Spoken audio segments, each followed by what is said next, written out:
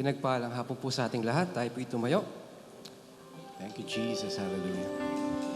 Salamat sa kanyang kabutihan sa ating mga buhay. Amen. Sa kanyang pag-iingat araw-araw.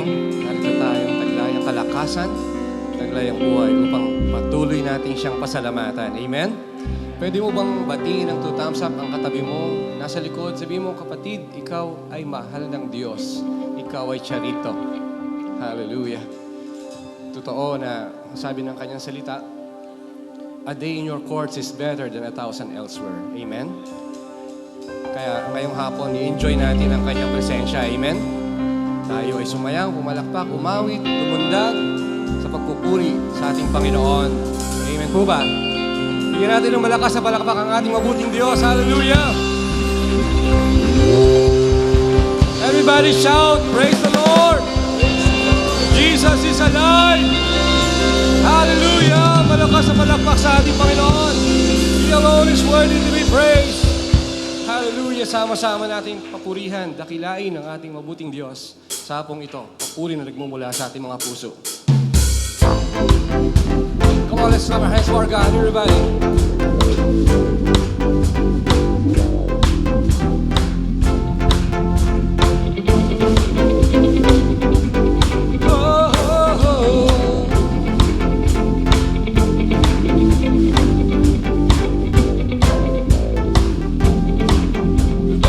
Jesus, praise you.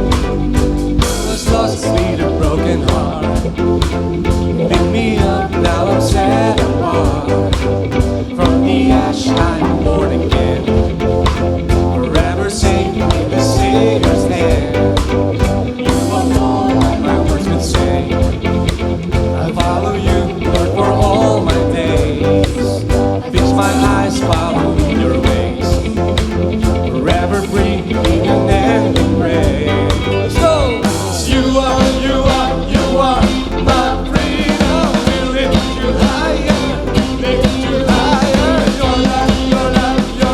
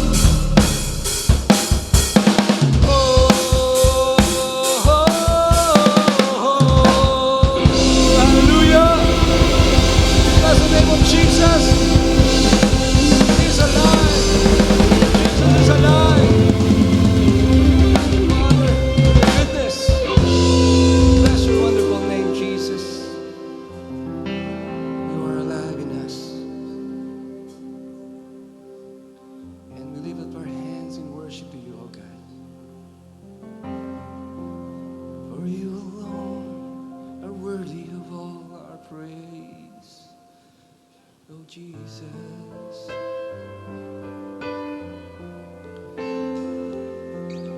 Bless your name, Lord. You alone are worthy of all our praise. Oh, Jesus. Thank you, Father. Only by grace can we enter. Only by grace can we By stand. your grace, oh God. Not by our human endeavor, but by the blood of the So Lamb. today, Lord, Into your presence you call us. You call us to come. Into your presence you draw us. Now by your grace we come. Now by your grace we come. yes, Lord. Hallelujah. Bless your name, oh Jesus.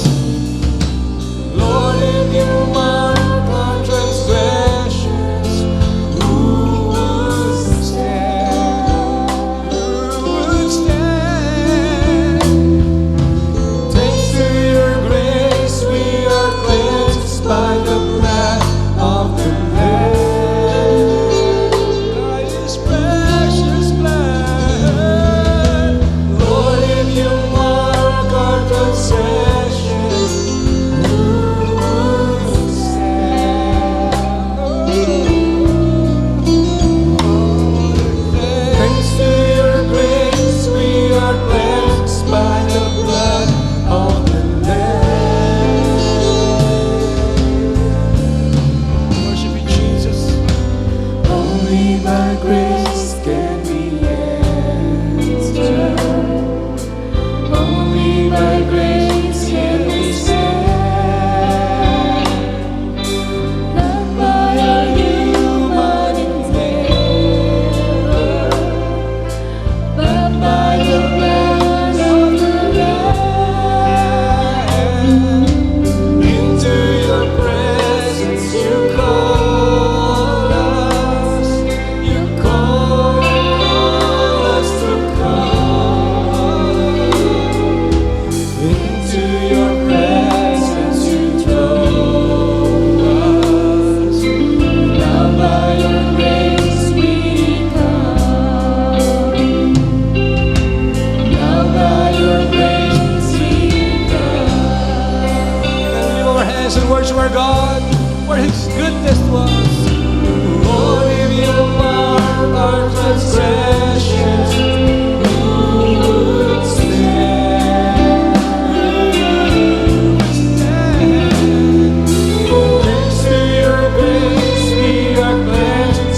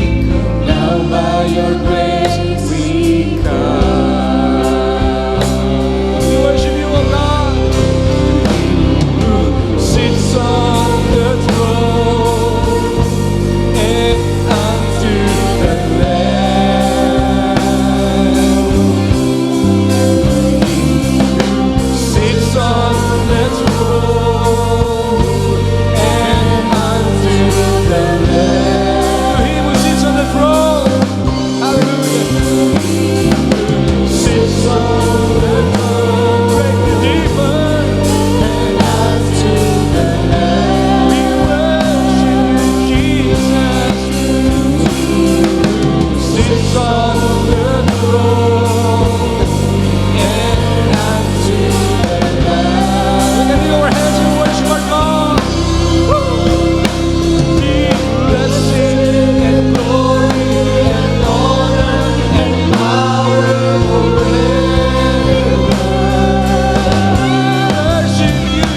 Be blessing and glory and honor and power forever. To Jesus our King, be blessing and glory and honor and power forever. Be blessing and glory and honor and power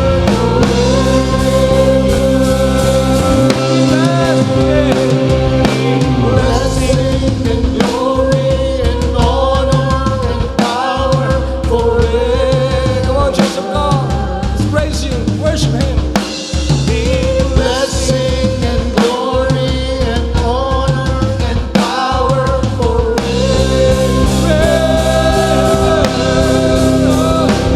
Be blessing and glory and honor and power forever. Jesus our King. Be blessing and glory and honor and power forever. Blessing and glory and honor and power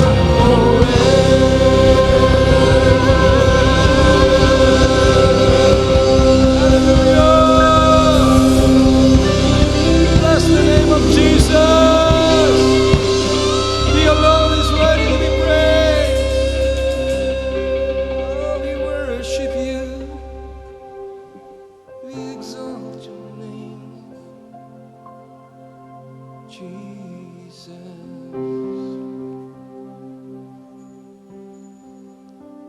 You alone are worthy of all our praise.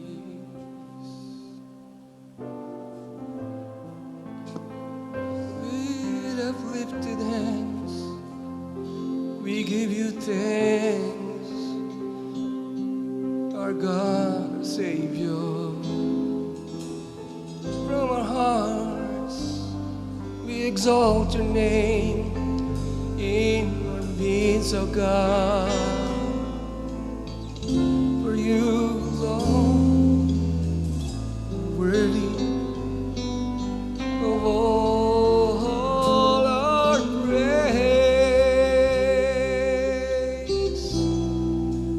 Oh Jesus, exalt your name, our God, our Redeemer. You alone worthy. Oh, we thank you, Jesus. We bless your name.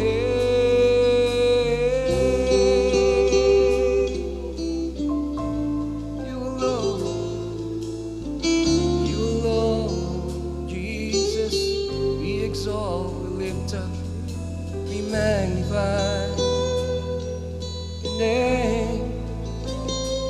King of kings, Lord of lords, Prince of peace.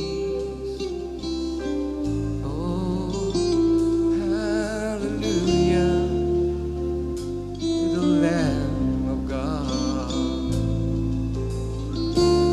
Oh, we praise you, Jesus.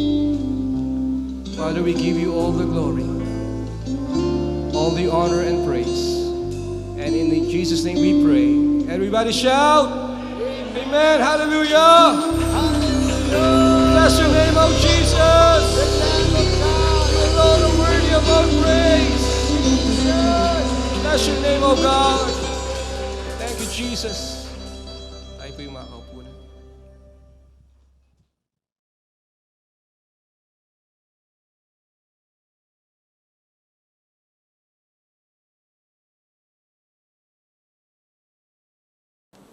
Praise the Lord. Let's give the Lord a clap of praise.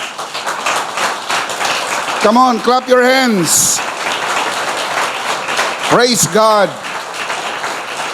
Praise God, praise God. Well, how are you today? All is well. Pakibati po ang katabi ng 2 thumbs up. You are Charito, blessed and highly favored of God. Do you believe that? Do you always believe that? Of course you do. Let's confess that together. Everybody say, I am Charito. I am blessed and highly favored. I am a child of God. Let's give the Lord a good clap of praise.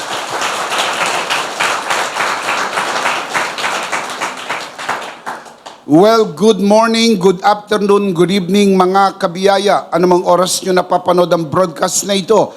Ako po si Bishop Emmy. Ito po ang worship online ng The Lord's Community and EMI Community. And also joining us online, our full grace brothers and sisters from different parts of our country, Luzon, Visayas, and Mindanao, and also from over 40 international locations. Welcome everyone. Palakpakan si Lord. Welcome. Welcome everyone. Masayang-masaya po kami na makasama kayo sa online worship sa araw po na ito. If you are watching this broadcast for the first time, please like and follow us on Facebook. Over 100,000 people follow us on Facebook. Please join us and experience the difference. When you follow us on Facebook, don't forget to click the See First button and turn on your notification.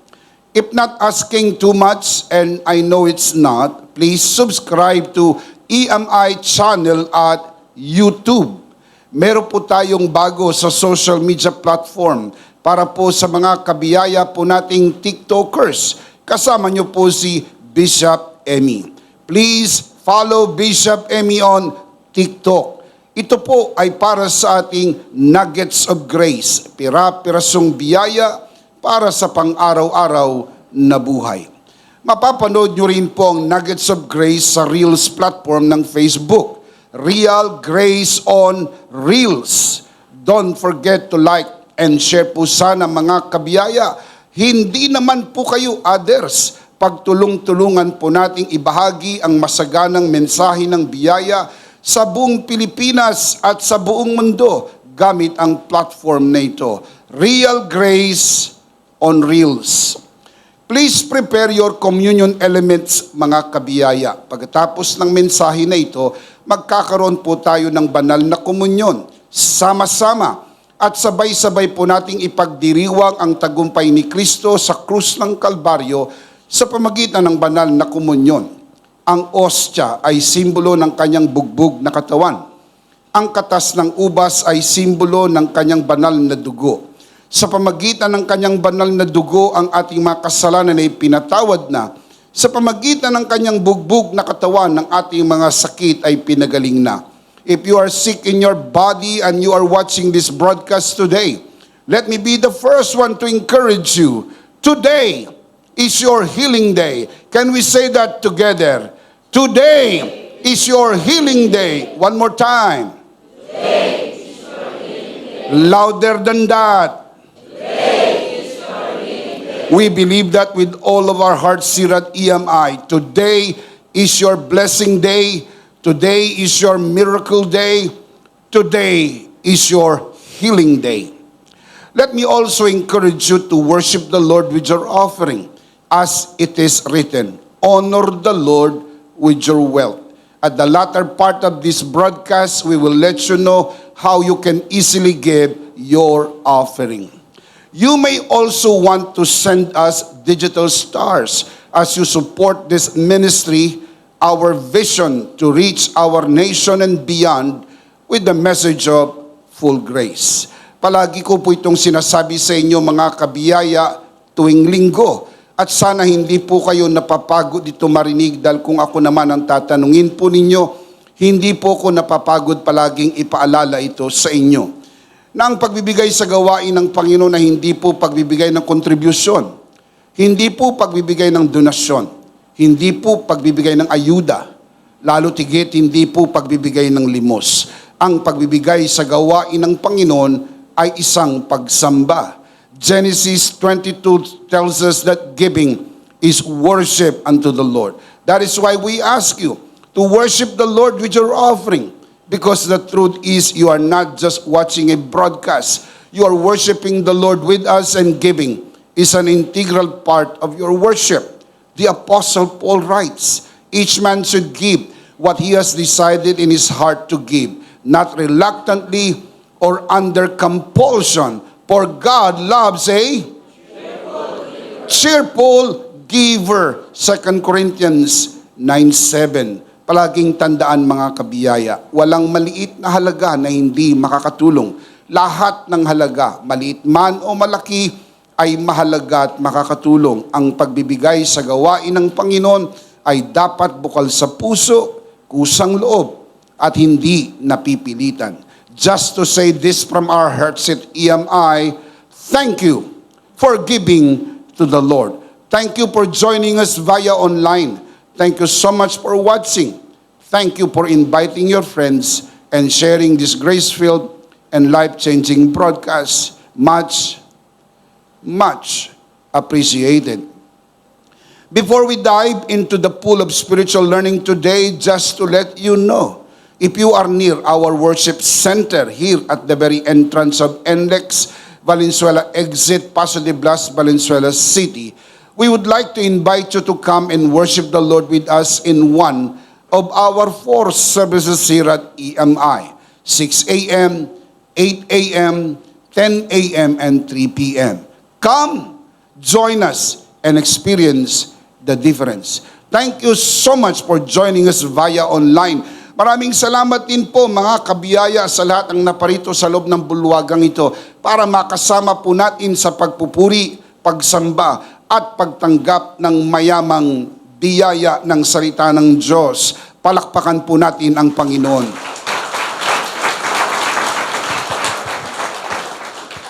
One more thing, para po sa mga nagtatanong patungkol sa mga booklets and e-books ng EMI na sinulat ni Bishop Emmy. Our featured e-book today is entitled, The Scandal of Grace. You receive what you do not deserve. Mangyari po lamang na makipag-ugnayan kayo sa amin sa pamagitan ng Charito Shop, the official online shop of EMI. You can see the link on your screen. Para po sa mga kabiyaya po nating naghihintay sa release ng first ever Full Grace Daily Devotion, our Daily Grace 2024 e-book. It will be released on a 1-month ahead basis. Our Daily Grace for January 2024 will be released on December 1, 2023. For more information regarding our Daily Grace Devotional e-book 2024, please connect with us through Charito Shop, or better yet, through the EMI page. You can see the link on your screen. Patuloy po namin kayong inaanyahan mag-join sa EMI Camp 2023. Full Grace Immersion sa December 26 and 27. Gaganapin po ito sa Kaliraya Resort Club, Lumban, Laguna. The theme of EMI Camp 2023 is, when facing a great mountain, shout grace, grace to it. Again, when facing a great mountain, shout grace, grace to it. One more time. When facing a great mountain, shout grace, grace to it. That is what we do when we face a great mountain, mountains of light. We need to learn how to shout grace, grace to it. The theme is based on Zechariah chapter 4, verse 7. For more information regarding EMI Camp 2023, please contact the registrar, Pastora Jam Domingo. You can see the link on your screen. Nais kong sabihin mga kabiyaya, pagkalipas ng matinding pandemya, balik EMI camp na po ulit tayo. Promise, super, super, super saya po ito. In Jesus' name, Amen. Palakpakan natin sa Lord. Maraming salamat po. We are going to continue our series on The Bible Explains Part 121. Today, we are going to talk about the scandal of grace. Let's commit this first to the Lord. Let us pray. Our dearest Father in heaven, we are so very thankful for how you have guided us today. Thank you for this beautiful day. Thank you for these beautiful people who came here today to worship you. Thank you for the wonderful time of praise and worship. We commit to you this time, even this learning time. It is our prayer that everything that will be said and done only for your glory and for the blessing of everyone. Father, this we pray in the name of your Son, our Lord and Savior Jesus Christ, by the power of the Holy Spirit. And everybody would just simply say, Amen. Let's give the Lord a clap of praise. We are going to talk about the scandal of grace. The question we need to ask is this: what is the scandal of grace? The word scandal is generally associated with a negative connotation. It implies improper behavior or wrongdoing and typically views unacceptable by the general public. Hindi ba totoo kapag sinabing iskandalo, negatibo ang pumapasok sa ating kaisipan? Lalo na kung headline, iskandal. Alam nyo kaagad, nako, baka merong hindi magandang nangyari. Also, you need to keep in mind, scandal not only means wrongdoing or unacceptable, it also simply means controversial. Not necessarily wrong, but generally unacceptable. Kung minsan hindi naman po talaga mali, hindi lang katanggap-tanggap, iskandalo na rin po yun. Katulad ng grasya, hindi po mali ang grasya. Tama po yun. Kaya lang hindi po tanggap ng general public. Hindi tanggap ng maraming pastor, hindi tanggap ng maraming simbahan. Kaya kung minsan ang dating ay iskandal. Kaya nga ang iba pag narinig pong grace, tumataas ang kilay. Ang iba po nagsasalubong ang kilay. Ang iba'y nag-aahit ng kilay. At ang sabi nila, ha? Hindi nila agad matanggap. Naiintindihan naman natin sapagkat hindi pa po nila nauunawaan. Hindi naman tayo dapat magalit sapagkat hindi pa nila nakita yung nakita natin. Hindi pa nila natikman yung nakain natin. Hindi pa nila napuntahan yung napuntahan natin. Sa madaling salita, hindi pa nila nalasap ang tunay na grasya ng ating Panginoon. Napakasaya ang biyaya ng Panginoon. Now, before we can understand the scandal of grace, you need to understand what is generally acceptable. Ano ba yung katanggap-tanggap? Para mamaya, pag binanggit ko sa inyo, ano yung hindi katanggap-tanggap, pero hindi naman mali. Tama. Talaga lang hindi matanggap ng mga tao sa panahon ngayon. What is generally acceptable? You reap what you sow. You get what you deserve. You do good, you get blessed. You do bad, you get cursed. Ang ganitong klase ng mensahe ay acceptable. Kahit sang simbahan ka pumunta, pag yan ang mensahe mo, tanggap. Kahit sa loob at labas ng simbahan, tanggap yan. You reap what you sow. Sapagkat binibigyang diin ang law of sowing and reaping. But let me just serve this notice. Ang law of sowing and reaping ay hindi lang ho nagsasabi that you reap what you sow. There is also another law of sowing and reaping that says you reap more than what you sow. Also, you reap what you did not sow. Yun nga lang, hindi popular yung you reap what you did not sow. Kasi ang madalas nating naririnig, inaani mo kung anong itinanim mo. Kaya pag nagtanim ka ng pagbibigay, sigurado aani ka, siksik, liglig at umaapaw. Kaya kung gusto mo ng maraming pagpapala, give pa more, give pa more. Kaya lumalabas tuloy ng ating pagpapalang natatanggap mula sa Diyos ay premyo ng ating serbisyo na may kasamang sakripisyo. Kaya yun ang mindset. Kaya pag nakarinig sila ng mga katuroang hindi katulad ng nakasanayan, naiintriga sila at kontrobersyal at kung minsan iskandalo ang dating sa kanila. Yung nakikita nyo sa harapan ay normal po yan. You get what you deserve. Plain and simple. It is publicly acceptable. However, grace is totally opposite. You reap what you did not sow. You get what you do not deserve. Now you understand why it is controversial. Kasi ang turo ng grace kabaliktaran sa normal at pangkaraniwang turo ng relihiyon. Ang sabi ng relihiyon, you get what you deserve. Ang sabi ng grace, you get what you do not deserve.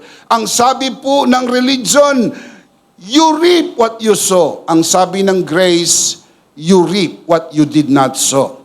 Sinalin sa kumisa ng isang obispong nakausap ko, wala daw sa Biblia yung you reap what you did not sow. I showed him in the book of John chapter 4 na sabi ni Jesus, I am sending you to reap what you did not sow. Biblically correct, theologically perfect. Bakit? Ang inaani po natin ay ang itinanim ni Adan. Nang bumagsak si Adan, ang buong sangkatauhan ay umani ng kanyang pagbagsak. Naging makasalanan tayo hindi dahil nakagawa tayo ng kasalanan. Tayo po'y naging makasalanan sapagat ipinanganak tayong makasalanan. Kumapit sa hibla ng pagkatao ng sangkatauhan ang mansa ng kasalanang ginawa ni Adan. And because of what Adam did, we became sinners. We became sinners because of what Adam did. Not because we do sin. We do sin because we are already sinners. Naging makasalanan tayo sapagkat si Adan ay bumagsak. Sa makatwid, inani natin ang itinanim ni Adan. Hindi magandang itinanim, hindi magandang ating inani. Pero hindi lamang po naman yun ang istorya ng Bible. Meron ding magandang istorya. Inani din natin ang ginawa ni Kristo sa krus ng Kalbaryo. Amen. Ang itinanim niyang pagsunod sa kalooban ng Ama na nagsugo sa Kanya. The Apostle Paul even writes, he obeyed God even unto death on the cross. Ang pagsunod ni Kristo hanggang kamatayan ay pagtanim sa kalooban ng Diyos at inani ito ng mga sumampalataya kay Kristo at ang sino mang na kay Kristo ay may kaligtasan, may kapatawaran, may buhay na walang hanggan. Higit sa lahat habang nabubuhay, may basbas at pagpapala at pabor ng Diyos dahil kay Kristo.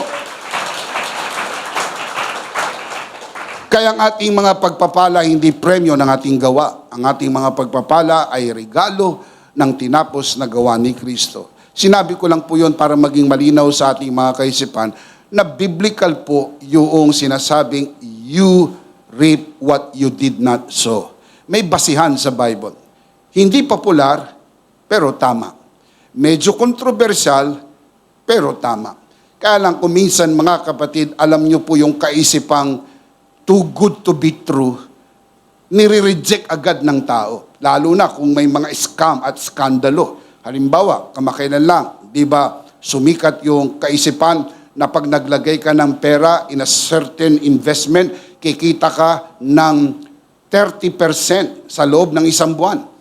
Walang bangko na pwedeng magbigay sa iyo ng ganyang kalaking interest. Ang interest ng bangko ay per annum sa isang taon. Ang kanilang interest per month. Tapos 30%. Sinong hindi maingganyo? Pag maglagay ka ng 10 piso, maging 30. Pag maglagay ka ng 100, maging 300. Maglagay ka 1,000, maging 3,000. Ba't di ka maingganyo? Kung may pera ka, dun mo ilagay. Totoo naman, pinakagat yung iba. May mga umani, may mga kumita, yung mga nauna. Pero pagkatapos nun, game over. Lahat na huling naglagay, lahat ng naglagay na scam na. Sapagkat it is too good to be true. Yun po'y scam dahil meron kang inilagay. Ito hindi pwede maging scam dahil wala kang inilagay. Lahat bigay ng Panginoon. Lahat biyayang kaloob ng Diyos. You place something, you lose something. But here, you cannot lose anything because you did not place anything, and it is all by grace. By grace alone, nothing but grace. Grace all the way. Shout amen. Palakpakan si Lord. Hallelujah. Controversial ba ang grace? Yes, it is. Ang word na grace ay galing sa Greek word na charis. Ang ibig sabihin, gift.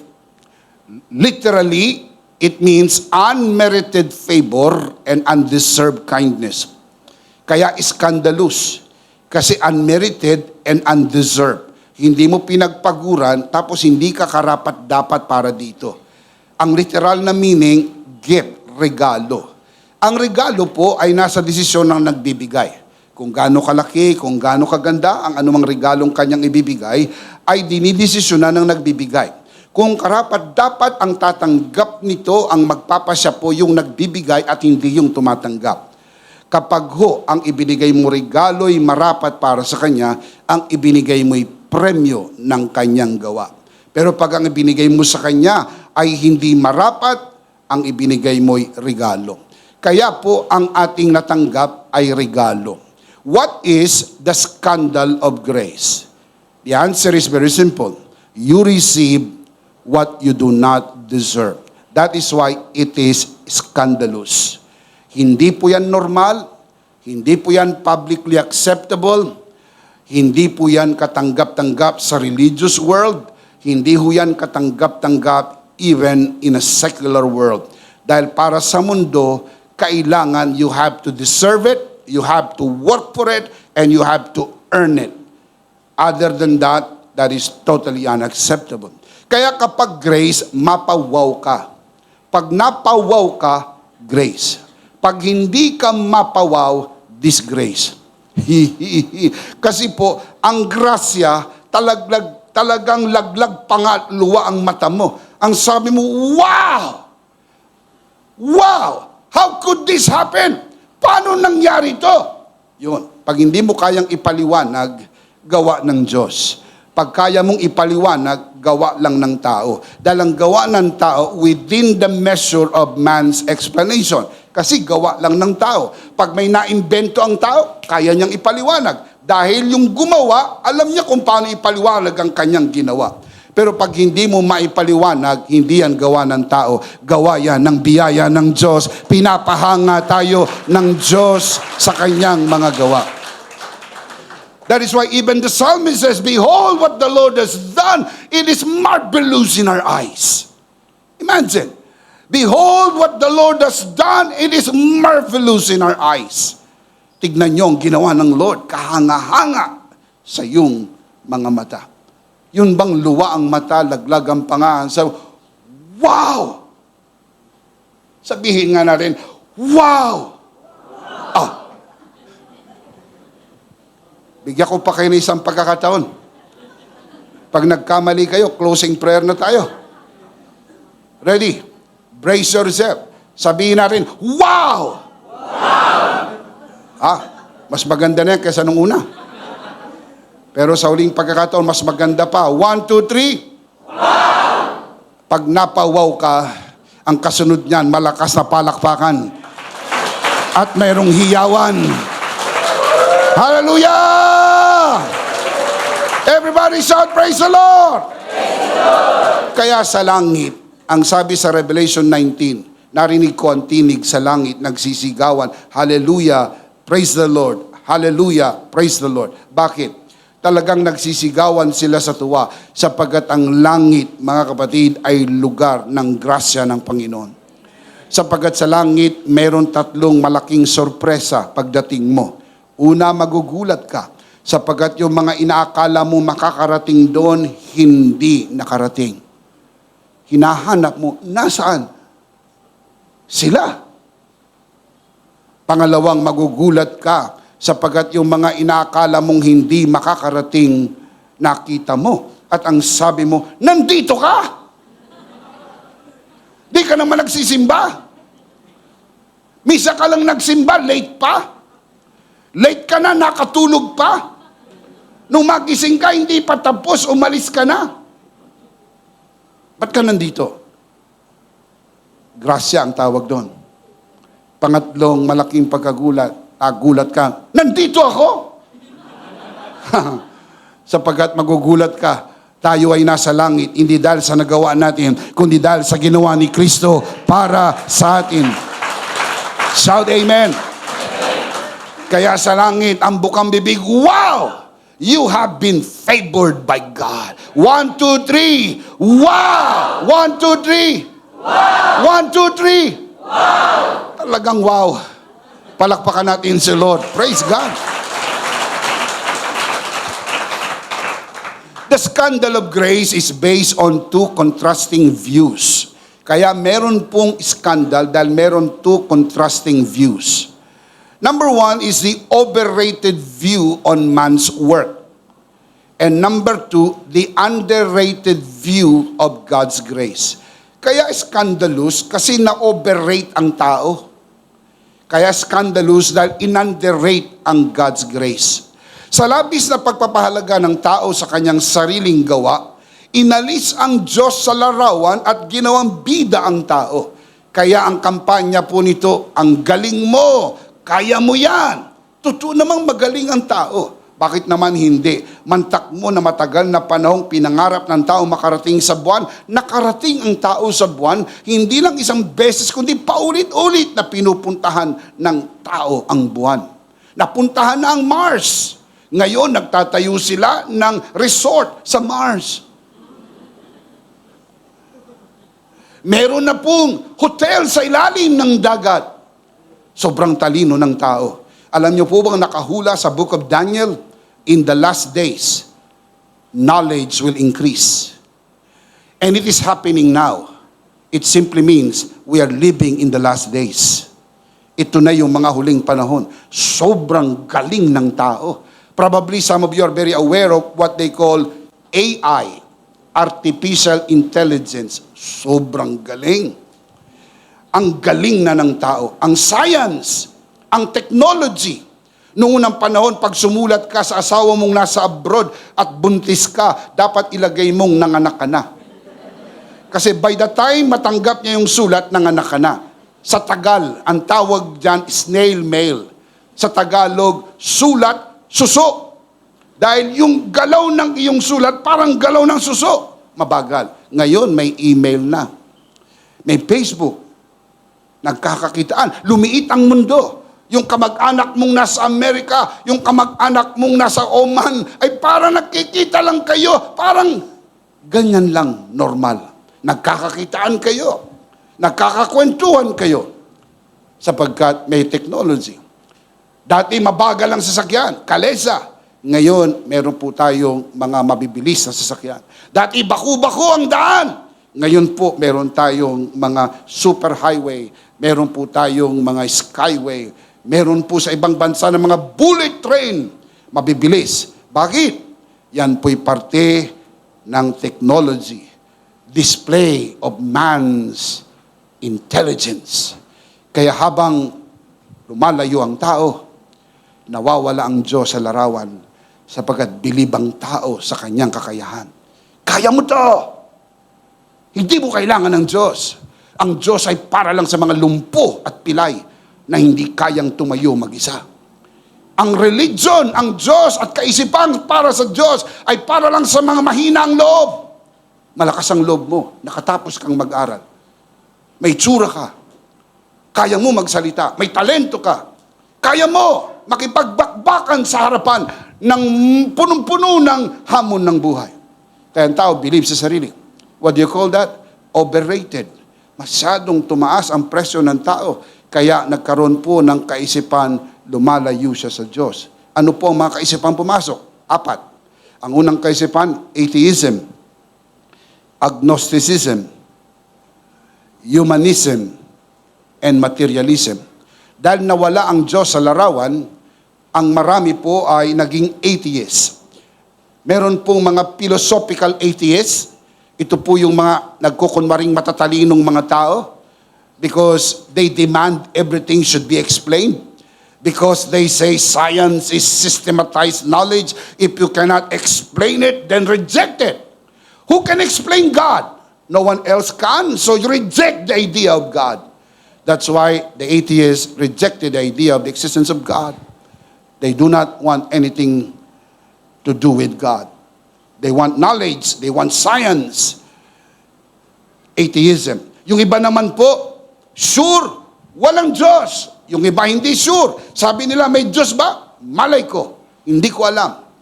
Kung meron man, siguro, nagbakasyon na dahil pinabayaan niya na ang mundo. Nagkawindang-windang ang mundo. Agnosticism ang tawag po ron. At dahil nawala ang Diyos, pumasok ang humanism. Ang tao ang naging Diyos. At dahil ang tao ang naging Diyos, ang naging galaw ay puro material. Kaya ang maraming tao naging materyoso. Ang naging santo nila ay si material girl. Puro material, puro material. Lahat material. Kaya makita nyo ang galawan sa mundo, puro material. Hindi sapat maitanong kung ikaw ay may bahay. May bahay ka ba? Oo naman. Nangungupahan ka ba o sariling bahay? Sarili yung bahay namin. Malaki ba o maliit? You see, people are sizing you. May sasakyan ka ba? Oo naman. Bago ba o luma?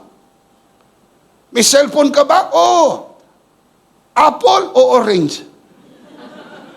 Man, they want to know. Pero the last time I checked, kung apple o orange, parehas din nakakasend ng text. Pero para sa mga taong punong-puno ng material ang kaisipan, it matters. Yang bang suot mo, original o Japex? Yang bang nasa gilid ng damit mo, buhaya? Yan ba'y buhayang totoo, butiki? Yang bang nakasabit sa leg mo, perlas ng silanganan o perlas-perlasan? Na para sa iba, it doesn't matter. Kung misa sabi ng iba, nasa nagdadala lang yon. May mga taong ang kanilang perlas na dala ay totoo, pero napagkakamalang hindi. Dahil sa itsura nung nagsusuot. Pero meron din naman, ang suot ay hindi totoo, pero napagkakamalang totoo. Dahil sa nagdadala. Pero again, that is what you call worldliness.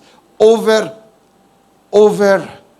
ang rate ng tao, kaya nawala ang Diyos sa larawan. Kaya lahat ng kanyang nai-enjoy, ang tawag niya reward ng kanyang effort. Kaya hindi siya nangangailangan ng Diyos, hindi siya nangangailangan ng finished work, hindi siya nangangailangan ng grasya, ang tingin niya sapat ang kanyang kakayahan. Overrated ang tingin ng tao sa kanyang sarili. Kaya kung meron mang kaligtasan, kung meron man, kaya kong iligtas ang aking sarili. At kung meron mang tinatawag na blessing, hindi ko kailangan ng isang taong namatay some 2,000 years ago na hindi ko alam kung totoong nangyari, isang librong nagsasabi, pero hindi ko matanggap para sabihin niyo sa akin ang pagpapala ko'y nakasalalay sa kanya. I just cannot accept that. That is out of my mind. Believe ako sa sarili ko. Aasenso ako sa sarili ko. Sariling sikap, sariling sipag, sapagkat ang kasabihan nga ng mundo ay kung may tiyaga, may nilaga. Sino lang ang nakakahigop ng mainit na sabaw ng nilaga? Yung may tiyaga. Kaya yung ibang walang tiyaga, puro tuyo ang kinakain. Kaya ginagalis. Kasi yun na lang ang kinakain niya. Bakit eka puro katuyo? Sapagkat walang tiyaga. Dahil ang tiyaga nagdadala ng nilaga. Kaya ang kaisipan pong yan, ay nandoon sa mga overrated ang tingin sa sarili. So you need to understand the other side. Yun namang other side, underrated view of God's grace. Kaya scandalous eh. Ang tingin naman nila sa grace, they view grace as some kind of help. Tulong lang. Kumbaga parang saklay.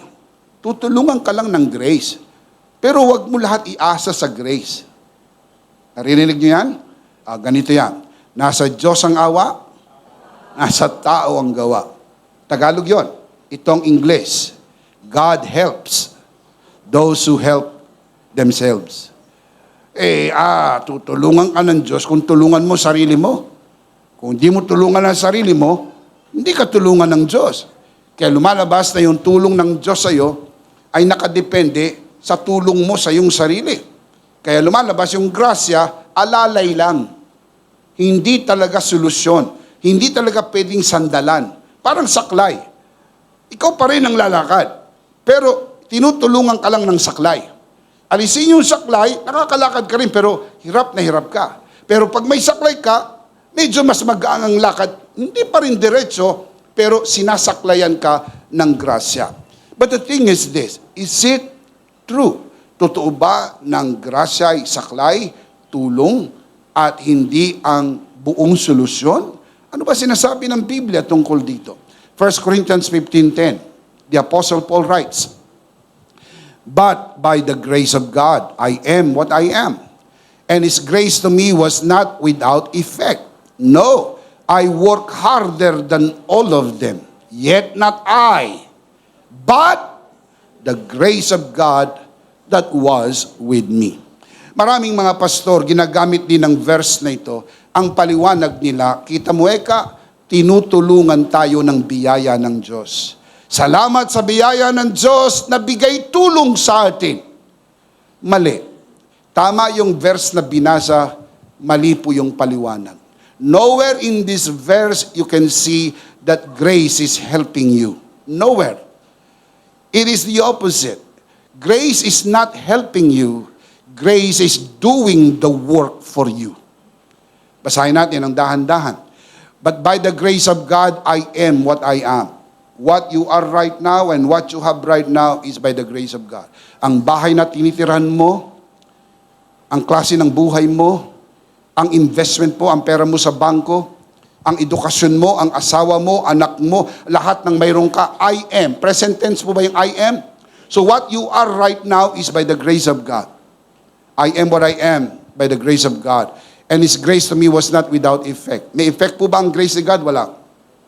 Meron. Sabi ni Paul, the grace of God was not without effect. You want to know the effect of the grace of God? Keep on reading. I work harder. That is the effect of the grace of God. Paul said, I work harder. Ang mamang nagsulat po nito ay ang mamang sumulat ng kalahati ng New Testament. Hardworking. Ang mamang nagsulat po nito ay ang nagtayo ng maraming simbahan sa paligid ng Asia Minor at maraming lugar sa bukana ng Europa. Church planter, conference speaker, seminar speaker, prolific writer. He wrote half of the New Testament. Really a hardworking man. The effect of grace, I work harder. Now look at the next line. Yet not I. Sabay bawi. I work harder, yet not I. But, contrasting conjunction, meaning yung sasabihin niya ay contrast doon sa nauna niyang sinabi. But, look at the text. The grace of God that was with me. Now listen, my dear brothers and sisters. Look up here, look at my eyes. And those who are watching this broadcast. If you do it without the grace of God, you get all the glory. If you do it by the help of the grace of God, you get half of the glory. If the grace of God does it all, God gets all the glory.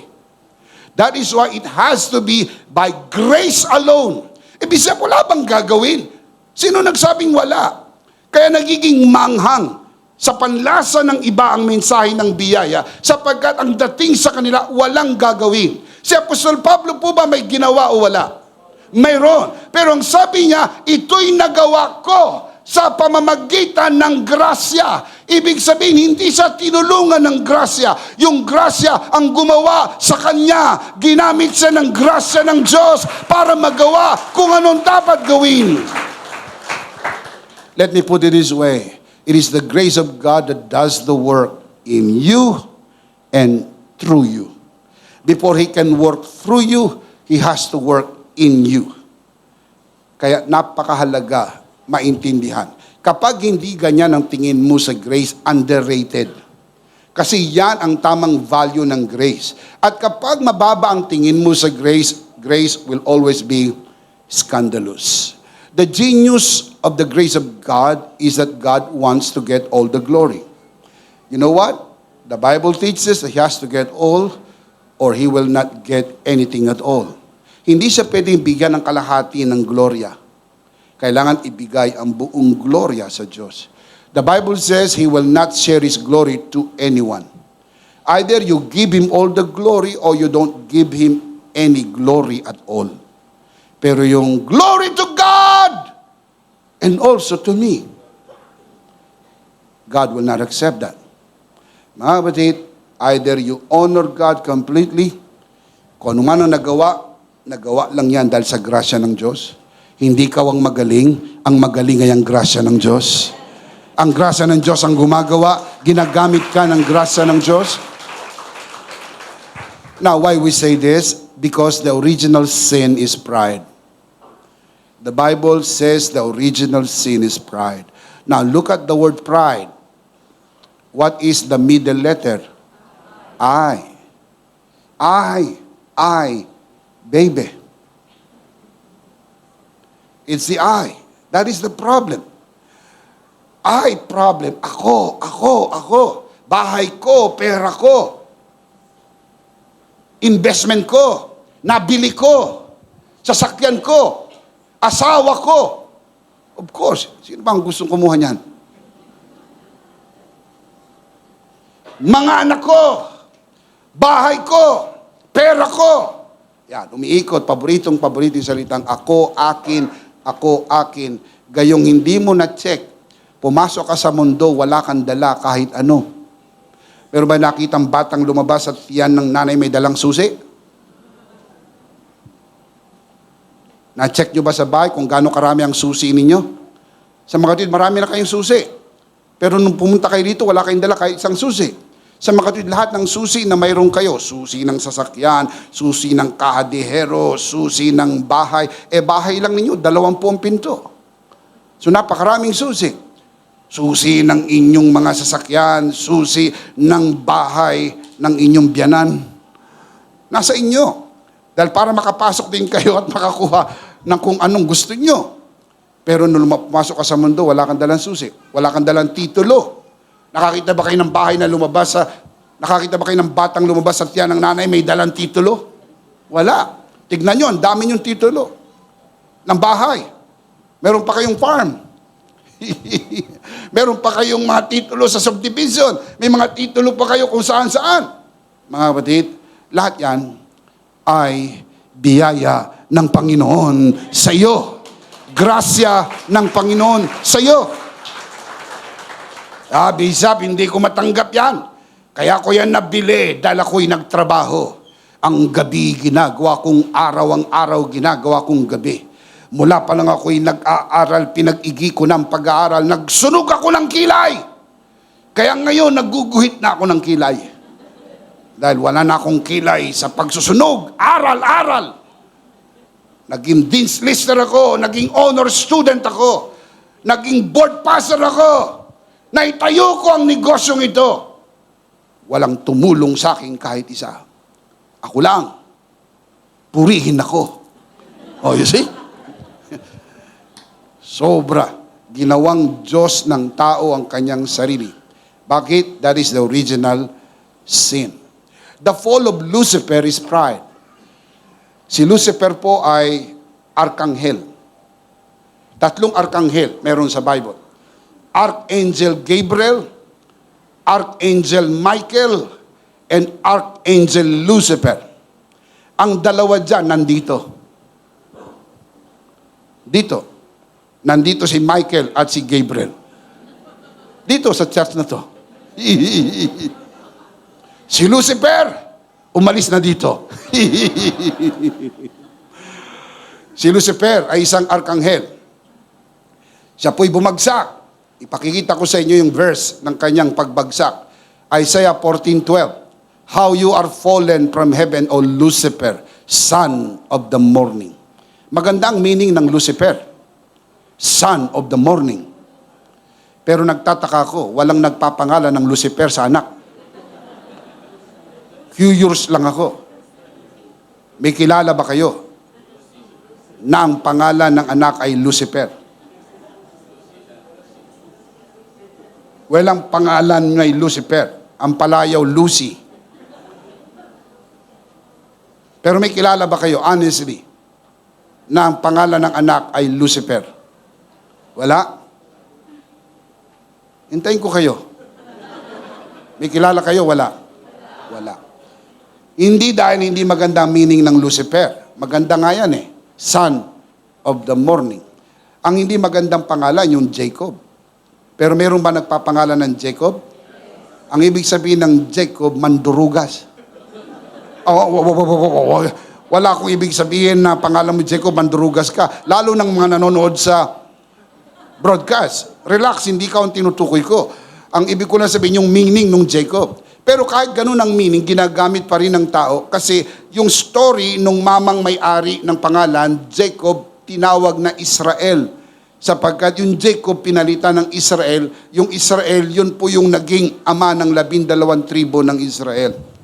Now, I just said that to let you know na si Lucifer ay nilikha ng Diyos na maganda, pero siya po'y yumabang at nagmataas. How you are fallen, O Lucifer, son of the morning, how you are cut down to the ground, you who weakened the nations. Verse 13.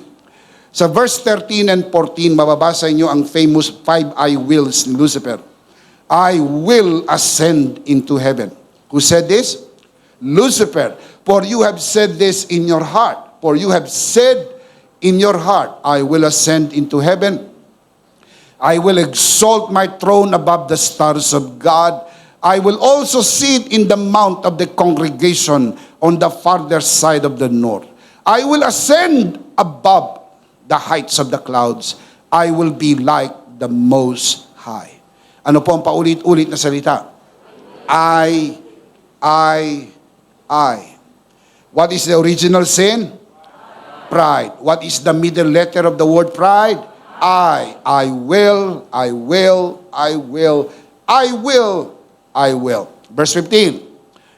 Yet you shall be brought down to Sheol, to the lowest depth of the pit.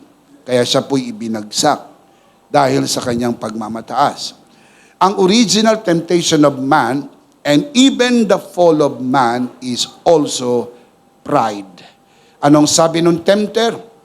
If you eat of this fruit, you will be like God. And man ate the forbidden fruit because man wants to be like God.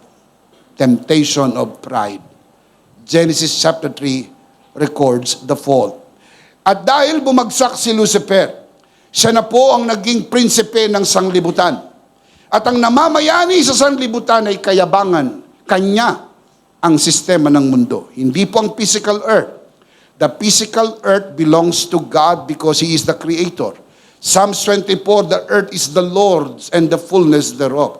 Pero yung system, it becomes prideful. Look at 1 John chapter 2 verse 15 to 16. John writes, do not love the world or the things in the world. If anyone loves the world, the love of the Father is not in him. For all that is in the world, 3 things. Number 1, lust of the flesh. Number 2, lust of the eyes. Number 3, the pride of life. Look at the last line, is not of the Father, but of this world. The Bible says, Satan is the God, small letter G, the God of this world. The word world from the Greek word cosmos, system, not the physical earth. Hindi si Satan ang may-ari ng physical earth. Ang may-ari ng physical earth is God because God is the creator. Si Lucifer po, wala siyang pag-aari. Kasi siya po'y creature. Wala pong kakayang mag-create ang creature. Ang creator. Ang meron po siya ay impyerno, bigay pa sa kanya ng Diyos. He cannot create anything because Satan is not a creator. Pinalaki lang siya masyado ng mundo.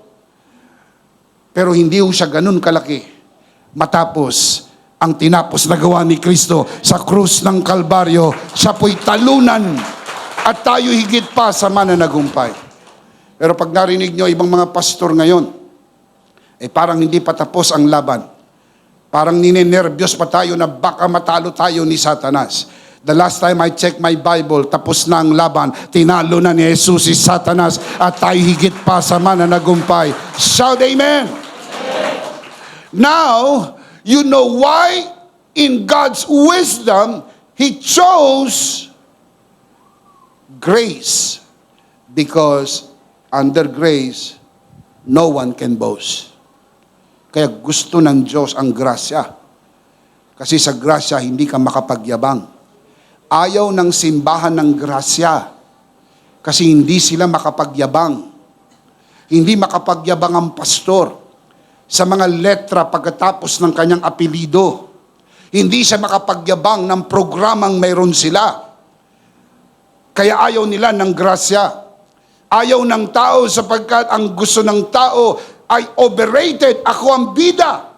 Hindi pwedeng dalawa ang bida. Kahit sa anumang palabas, isa lang ang bida. Kung ikaw ang bida, hindi pwede ang grasya. Kung grasya ang bida, disgrasya ka. Sapagkat isa lang ang bida. Pakinggan nyo, sabi ni Apostle Paul, 1 Corinthians chapter 1, verse 26, Brothers, think of what you were when you were called. Not many of you were wise by human standards. Not many were influential. Not many were of noble birth. Not many, meaning few. Only few. Wala, hindi naman sinabing wala. Meron din. Pero only few. Sa 12 alagad ng Panginoon, isa lang ang college graduate. Isa lang. Ang 11 hindi. Ang college graduate lang po doon ay si Matthew. Tapos po siya ng accounting. Nagtatrabaho siya sa BIR as tax collector. Other than that, lahat po sila ay ordinary. Doon sa mga disciples, bukod doon sa 12 alagad, kaunti lang ang mga professionals. Si Luke, doktor, siya yung nagtayo ng St. Luke's.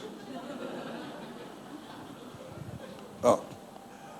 Meron ding mayayaman, si Philemon, partner ni Apostle Paul ay a wealthy businessman. Pero ang karamihan ay mga ordinaryong nanay, tatay, mga ordinaryong mangingisda. Bakit kaya? Hindi ko kaya kayo na intriga, bakit?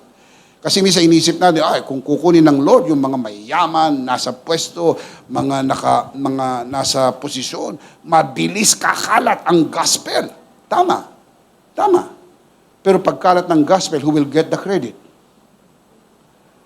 Now you understand? I keep asking God, Lord, kung ang message na to ay aakapin ng mga malalaking denominasyon, mga malalaking pangalan, mga pangalang may recall, pag binanggit ang pangalan ng bishop, pag binanggit ang pangalan ng church, mga malalaki, o sigurado buong Pilipinas ay ma-full grace na. Tama. But who will get the credit? I keep on asking God, bakit dinadaan ng Diyos at backdoor? Bakit para sa mahirap na paraan? Bakit dumadaan sa mga maliliit na simbahan? Pero unti-unti. Pero bakit dumadaan sa maliliit? Ba't hindi agad doon sa malaki? Ba't hindi agad doon sa mga kilala? Para mabilis ang galawan. Mga batid, kapag kumalat ito dahil sa denominasyon, pag kumalat ito dahil sa malalaking pangalan, people will get the credit. Pag kumalat ito hindi sa gawa ng tao, kundi sa gawa ng Diyos, God will get all the credit. God will get all the honor. God will get all the praise. Shout amen. Wag lang mainip. Kumakalat po ang gospel of grace, unti-unti nga lang. Verse 27, But God chose the foolish things of the world to shame the wise. God chose the weak things of the world to shame the strong. He chose the lowly things of this world, the despised things, the things that are not, to nullify the things that are. What is the purpose? So that no one may boast before Him. Ina-address po ba ng Diyos kung anong problema? Exactly. What is the problem? Pride. That's why in the wisdom of God, He chose grace. Because grace is the only antidote to pride. Look at verse 30. It is because of Him that you are in Christ Jesus, who has become for us 4 things. 1, wisdom from God. 2, our righteousness. 3, our holiness. And 4, our redemption. Kung si Kristo ang iyong karunungan, kung si Kristo ang iyong katuwiran, kung si Kristo ang iyong kabanalan, kung si Kristo ang iyong katubusan, ano pang may pagmamalaki mo? Kaya wala kang may pagmamalaki sa grasya. Kaya gusto ng Diyos yung mensahe na ito. Ito ang gusto niyang mensahe. Sapagkat itong mensahe na ito, siya lang ang naitataas. Pero ayaw ng tao ito. Kasi hindi siya magiging bida. Sa kaisipan ng mundo, hindi siya ang maitatanghal. Hindi yung kaisipan ng tao, hindi yung programa ng tao. Kung hindi, ang maitataas ay ang grasya. God was addressing the real problem. Proverbs chapter 6, verse 16 to 17, mababasa niyo po that God listed 7 sins that God hates the most.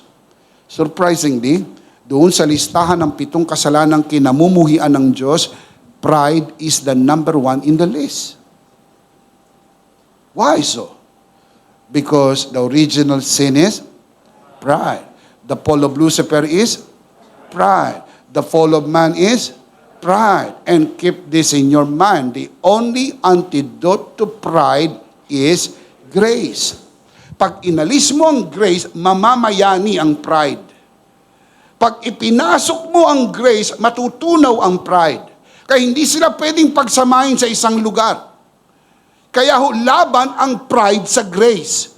Ang grace laban sa pride. Now, let me put it this way. Let me explain it this way.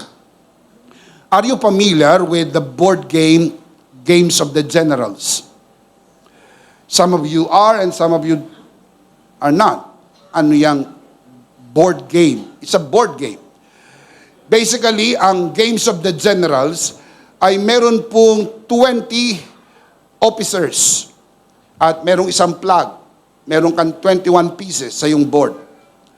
Pero strangely, meron kang 2 spies at meron kang 6 privates. Ang spy, kaya niyang talunin lahat. Ang makakatalo lang sa spy, private. So if you play the game smartly, madaling laruin. Dahil malalaman mo kapag naubos na yung kanyang private. Kasi lahat ng mga nakakain, inilalagay sa gilid, alam mo kung anong mga nakain na. Pag pinatungan, private. Pinatungan, private. Pag nakuha mo na yung 6 na private, panalo ka na. Kasi pawawalan mo yung spy, susuruin na lang po lahat yun. Tawag namin dun bulldozer. Lahat ng tapatan ng spy. Talo, talo, talo. Dahil yung pwedeng tumalo sa kanya, wala na. Bishop, anong kaugnayan niya sa pinag-uusapan natin? Ang pwede lang tumalo sa pride ay grace. Kaya kapag inalis mo ang grace, mamamayani ang pride. Kaya para mamatay ang pride, kailangan pumasok ang grace. Kaya ipinasok ng Diyos ang grace. Para maiintindihan natin, walang pwedeng tumalo sa yabang ng tao, kundi ang grasya lang ng ating Panginoon. Give Him praise! Praise God! Grace works in you and through you. The Apostle Paul said, "Yet not I, but the grace of God that is within me." Grace is unfairly good. Ang statement po na yan ay considered oxymoron. Ang oxymoron po ay isang figure of speech in which a statement seemingly contradicts itself. Kaya sa Tagalog po ng oxymoron, balintuna. Ang word na oxymoron, 2 Greek word na pinagsama, oxy at saka moron.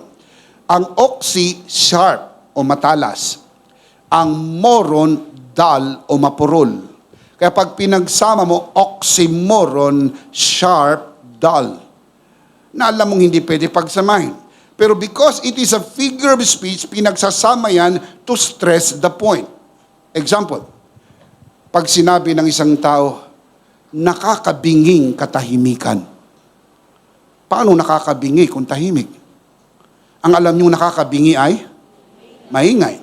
Pero ba't pinagsama yung deafening silence? It's oxymoron. Meron pa isa. Meron akong sasabihin sa inyo, tandaan nyo, this is an open secret. Oxymoron. Kasi kung ito'y secret, hindi dapat open. At kung open, hindi dapat secret. Oxymoron po yon. Isa pa, living dead. Hindi pwedeng living dead. Pag living, hindi dead. Pag dead, hindi living. Pero merong living dead. Meron. Ang mga unbeliever ay living dead. They are alive naturally, but they are dead spiritually. Ang tawag ko sa kanila, zombies. Sila po yung mga zombies. Gumagalaw lang sila, pero wala silang spiritual na buhay. Now, tama na yung example na yun. Pag dinagdagan ko pa, maging English class na to.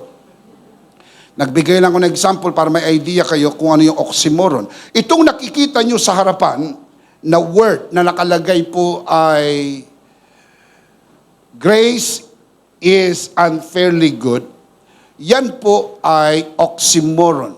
Now listen, this is not to say that God is unfair. Because the truth is, God is fair. This is just to describe the nature of grace. Ganyan ang grasya. Unfairly good. Good. Unfairly good.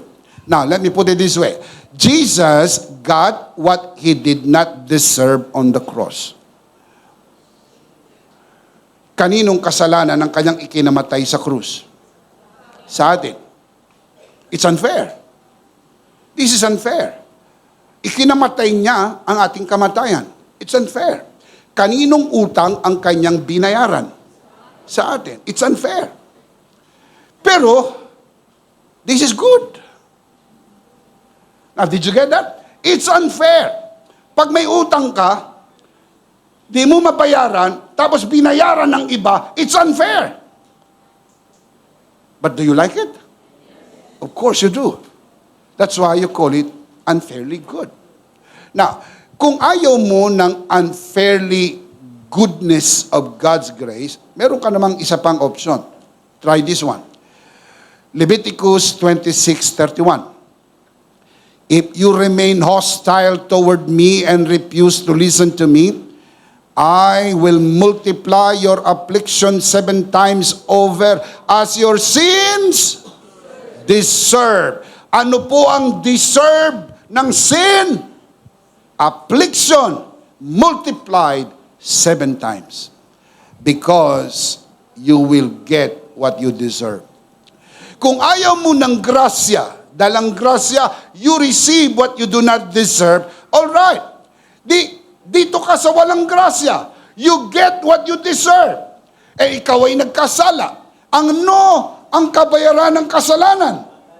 So you have to get the punishment of your sin. Jeremiah 32:19. Great are your purposes and mighty are your deeds.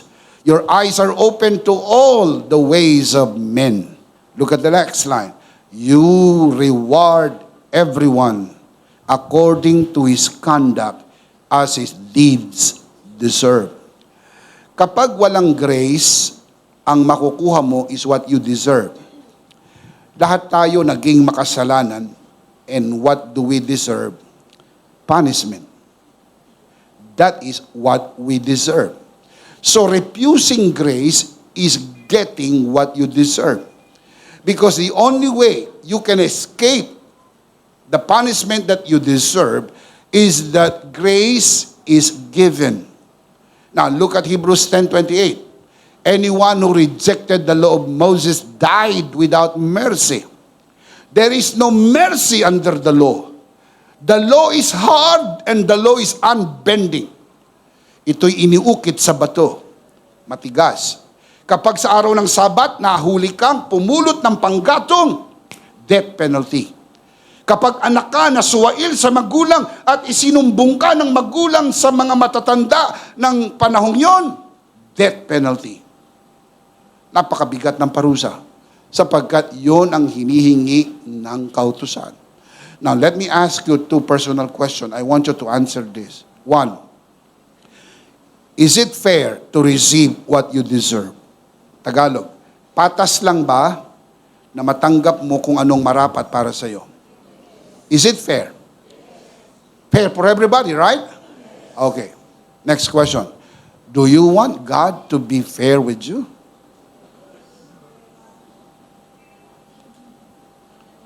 Balikan natin yung first question. Is it fair to receive what you deserve? Yes.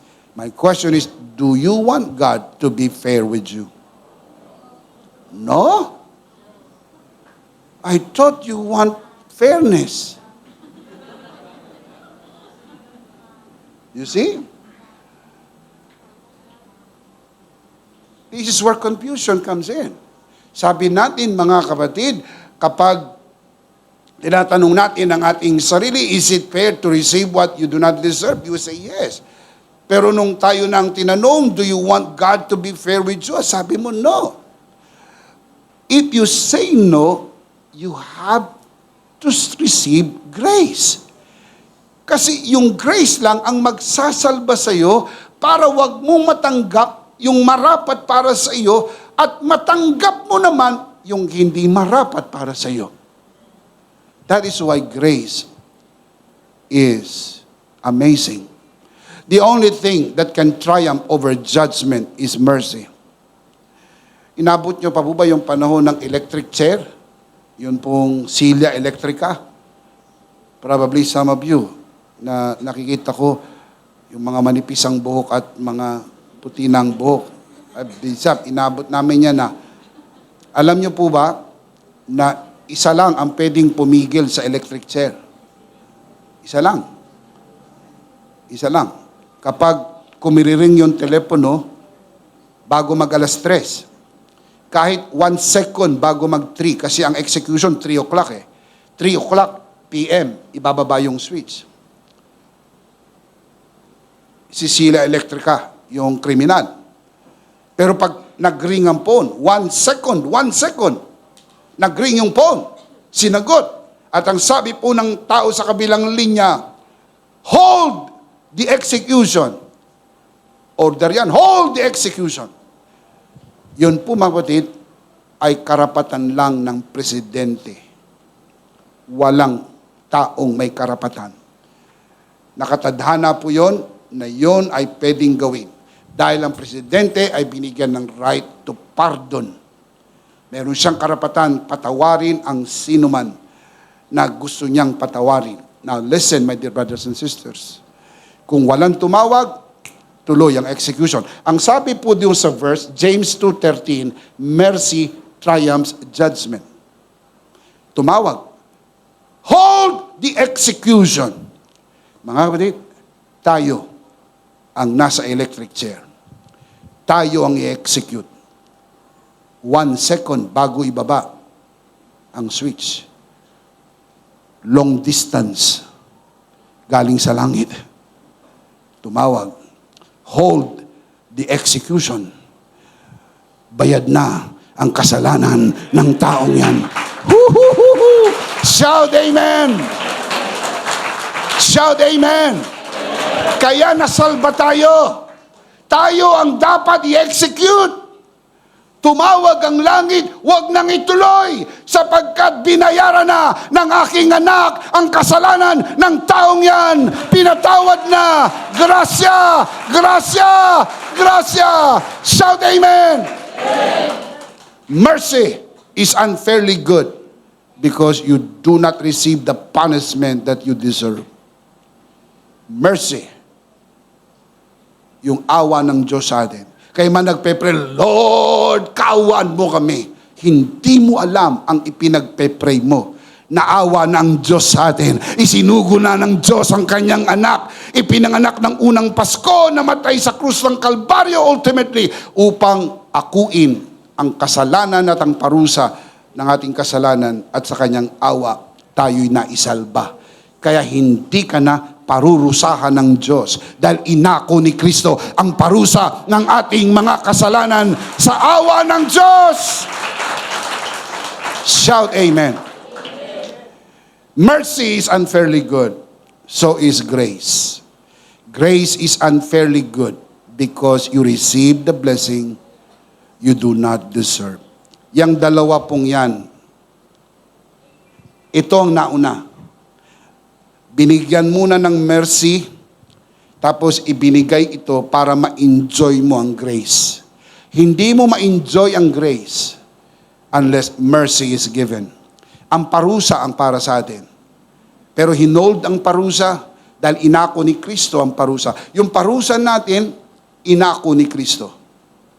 Ganito ang nangyari sa krus ng Kalbaryo para maintindihan natin. Christ was unfairly condemned on the cross. So, we can be unfairly blessed in life. Sa krus, sino ang dapat nakapako sa krus? Tayo. Ang kabera ng kasalanan ay kinuha niya yung ating pwesto. Tapos, ibinigay niya yung upuan sa tabi ng Ama para sa atin. Yung nangyari po sa krus, mercy.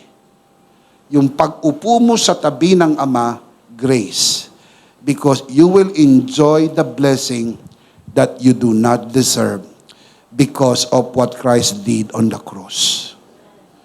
Skandalous ito sa paningin ng maraming tao. Pero para sa ating nakakaunawa ng grasya ng Diyos, we always say, wow, amazing grace. Salamat sa grasya, salamat sa biyaya, salamat sa awa ng Diyos. Amen. You will forever enjoy the grace of God, not only here but also over there, because of the mercy of God. Thank God for His mercy. Thank God for His grace. Now, let me close by giving you the life application. At least we know what to do after the service, learning the truth about grace. Number 1, wear your blessing with humility. Wag na wag mo ikakahiya ang pagpapala ng Diyos. Advertise the blessing of God, but with humility. May pagpapakumbaba, pero wag mo itatago. Hindi nilayo ng Diyos na pagpalain ka at itago ang pagpapala. Nilayo ng Diyos na pagpalain ka para maging advertisement ka ng kanyang grasya. Para malaman ng mga tao sa paligid mo ng mga na kay Kristo ay pinagpala at pinaburan. Let them know. Abisa, pag ginawa ko yan, baka may mga magagalit, may mga maiinggit. Sa 10 tao, 3 ang mainggit, 7 ang matutuwa. Hindi mo ba gagawin yan alang-alang doon sa 3 nainggit at hindi mo gagawin doon sa 7 matutuwa? Mas marami pa rin ang matutuwa. Sapagkat maraming tao ang natanggap na pagpapalay katulad din ng sa iyo. Sapagkat pinagpala tayo para ipakita sa mundo ng sino man na kay Kristo ay pinagpala. Blessed be the God and Father of our Lord Jesus Christ, who has blessed us with every spiritual blessing in heavenly places in Christ. So wear your blessing with humility. Let the people see. Let the people know. Tell them the story. Kung paano ka pinagpala ng Diyos. Kung paano dati wala kang bahay, ngayon meron ka ng bahay. Dati maliit ang bahay mo, ngayon malaki ng bahay mo. Sa trabaho mo na-promote ka. Ang tagal-tagal kang nagtatrabaho sa first floor, ngayon inakyat ka sa second floor. What a promotion. Praise God. Tell them the story. Kwento mo na walang nagkakagusto sa iyo, ngayon may asawa ka na. Tell them the story. Para malaman nila na totoo ang pagpapala ng Diyos.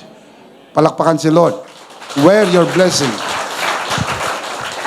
Number 2, never downplay God's favor in your life. Never downplay. Pag sabi, may pagpapala, maliit lang to, maliit lang. Dina-downplay mo. Makinig po, walang maliit na pagpapala. Wala po. Pag sinabi mong maliit na pagpapala, minamaliit mo ang tinapos na gawa ni Kristo. Maliit lang naman talaga ito eh. Hindi yan maliit. Bakit? Malaki ang ibinayad ni Jesus para matanggap mo ang pagpapala na yan. Ang halaga ng pagpapala ay nakadepende doon sa presyo. Ang presyo ng pagpapala mo ay ang buhay ni Kristo. Sabi mo, maliit lang na pagpapala to. Sa tingin mo. Pero sa tingin ng Diyos, hindi. Dahil hindi mo makukuha yan kung wala yung biyaya ng Diyos. Kaya lagi mong mamalakihin ang biyaya ng Diyos. Walang maliit na pagpapala. Never downplay God's favor in your life. Number 3, never ever think you deserve the blessing. You don't. Kapag tinukso ka ng job, oh, you deserve that. You work so hard. Meron ka magandang vacation, you deserve that. You work so hard. You're driving a nice car, you deserve that. You have been a good father. You've been a good mother. You deserve that. Always say, no, I don't. I do not deserve anything in this life. If there is one thing I deserve punishment. But thank God, He took my punishment. And what I enjoy today, I don't deserve it, but I enjoy it anyway. Salamat sa grasya ng Panginoon, araw-araw ng ating buhay. Amen? Remember, unmerited and undeserved and unfair. 3 words, undeserved, unmerited, and unfair. Because grace is truly unfair. Think of this. Mahaba ang pila. Nandun ka sa dulo ng pila. Tinatansya mo na bago ka makarating dun sa dulo, aabuti ng 3 oras. Then biglang may lumapit sa iyo, Sir, come here. Bigla kang dinala sa harap. Wow! Favor po ba yon? Pero it's unfair. It's unfair. Lahat kami nagtsaga rito na nakapila. Kaya, yung mga taong nakatingin sa'yo, kung nakakamatay lang ang tingin, patay ka na. Napakasama ng tingin sa'yo ng mga tao, grabe! Oh, pero ang tanong, is it fair? Mula doon sa dulo ka, dadaling ka sa harapan. Tell me, is it fair? No, it's not. You like it?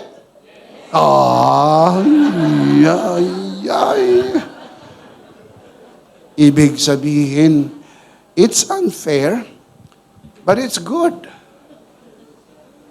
It's unfairly good. That is what grace is all about. Unfairly good. Amen. Praise God. God is good. All the time. Palakpakan si Lord. Hallelujah. Basahin natin. Malakas, sabay-sabay. Ito pong application. Ready? Number 1. Number 2. Number 3. You don't. I don't. We don't. Blessing lang talaga yan ng Panginoon. Remember, the big idea is in Christ, I am unfairly blessed. Are you in Christ? Are you blessed? Unfairly blessed. Because Jesus is the grace of God. Of course, we do not want to end the broadcast without giving you the opportunity who are watching this broadcast, the opportunity to receive the grace of God and enjoy the unfairly blessing that He wants for you to enjoy in this life and your many years of your life. Talagang gusto ng Panginoon yan para sa iyo. So kung nais mong tanggapin na Panginoon sa iyong puso bilang Panginoon sariling tagapagligtas, taas mo ang iyong 2 kamay at manalangin tayo ng pagtanggap.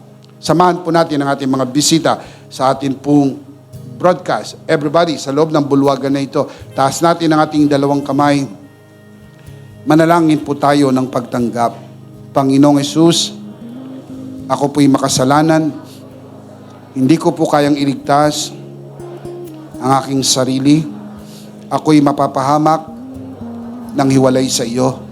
Narinig ko po ang mabuting balita. Ako po'y naniniwala, tinatanggap kita sa aking puso bilang aking Panginoon at aking tagapagligtas. Salamat po, pinatawad mo na ang aking mga kasalanan.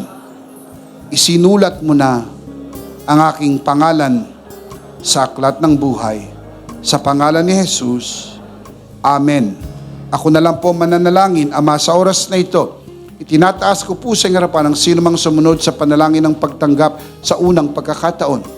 Pinagkakatiwala po namin sila sa iyong kagandahang loob na sila'y lumago sa biyaya at sa bagong natagpo ang pananampalataya. Sa pangalan ng Panginoon Jesus, tayong lahat ay magsabi ng Amen. Palakpakan natin si Lord. Amen. Of course, mula po dito sa EMI, nais namin batiin ang sino man tumanggap sa Panginoon bilang Panginoon at sariling tagapagligtas. We would like to say from our hearts here, welcome to the family of God. Palakpakan si Lord. Welcome. Welcome. We are so happy for all of you. Tayo po'y dumako sa gawain ng banal na komunyon. Kunin po natin ang ating communion elements and let's do this together, mga kabiyaya.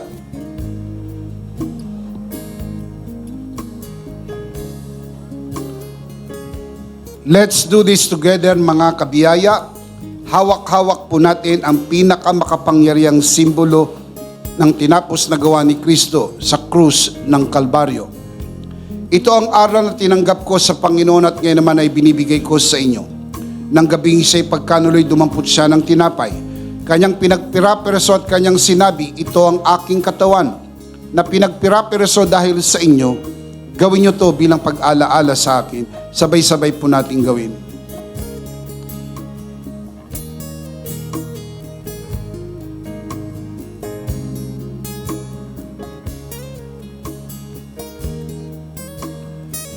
Gayon din naman matapos maghapunan ay kanyang hinawakan ng saro at kanyang sinabi, ito ang saro ng bagong tipan na pinagtibay ng aking dugo. Gawin niyo to bilang pag-alaala sa akin. Sabay-sabay po natin gawin.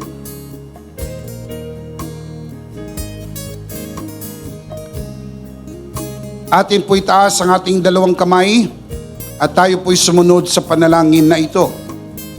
Aming Ama, maraming salamat po sa aming Panginoong Hesukristo. Panginoong Hesukristo, maraming salamat po sa iyong banal na dugo na iyong itinigis sa krus ng Kalbaryo. Dahil po dito, lahat ng aming kasalanan ay iyon ang pinatawad.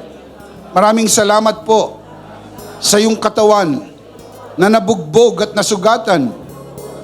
Dahil po dito, lahat ng aming sakit ay iyon ang pinagaling.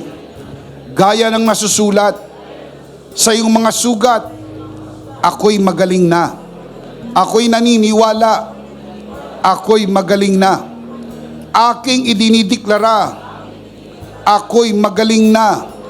Ako'y malusog, malakas, masigla, pinagpala, pinaburan, at mabubuhay ng mahaba. Sa pangalan ni Jesus, maraming salamat po, Banal na Espiritu, sa iyong kapahayagan sa mensahe ng biyaya. Sa pangalan ng Panginoong Jesus, Amen.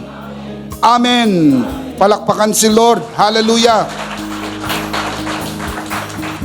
Isang beses pa, mga kabiyaya, malakas, sabay-sabay. Ano po ang ating big idea? One more time. In Christ, I am unfairly blessed. Are you in Christ? Yes, you are. And in Christ, you are unfairly blessed. For the simple reason that grace is unfairly good. Can you say amen? Last of all, let me speak to your heart, you who are watching this broadcast. If this broadcast has blessed you, and if not asking too much, I would like you to bless this ministry with your love offering so that together we can reach the world with the message of full grace. And from the bottom of our hearts here at EMI, we would like to say, thank you for giving to the Lord. We'll see you next Sunday, purposely on site, but definitely we'll see you again online. Ako po si Bishop Emmy, kasama po si Pastor Jo, at ang kabuuan ng The Lord's Community and EMI Broadcast. Maraming thank you. Stay a bit for more announcements. stay blessed and stay connected. Always remember, in Christ, you are forever. Charito!